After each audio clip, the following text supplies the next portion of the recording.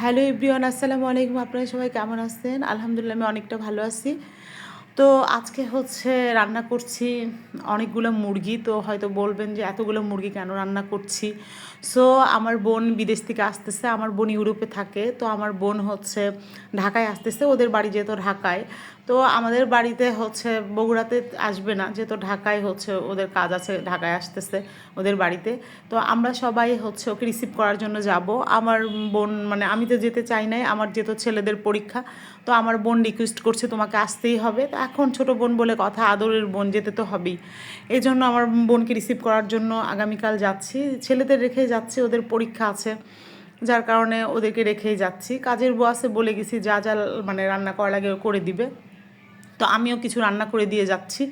তো বোন হচ্ছে ব্রয়লার মুরগি খেতে অনেক বেশি পছন্দ করে, বিশেষ করে আমার হাতের।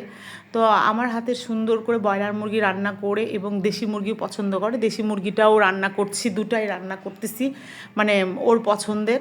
তো ও হচ্ছে আমার হাতের রান্না অনেক বেশি পছন্দ করে। আমি আসলে অনেক সুন্দর করে যত্ন সহকারে রান্না করি এবং মানে মুরগিটা গন্ধ মানে ইয়ে করে না, গন্ধ আসে না, অনেক সুন্দর গন্ধ আসে, ফ্লেভারটাও সুন্দর হয়। তো যার কারণে আমার হাতের মুরগি সে অনেক বেশি পছন্দ করে। আমি বোনকে বলছি তুমি আর কি খাবে? তো বলছে আপাতত এখন কিছু খাবো না, যেটা মানে খেতে চেয়েছি ওটাই নিয়ে আসো, পরে তুমি তোমার পছন্দ মতো নিয়ে এসো।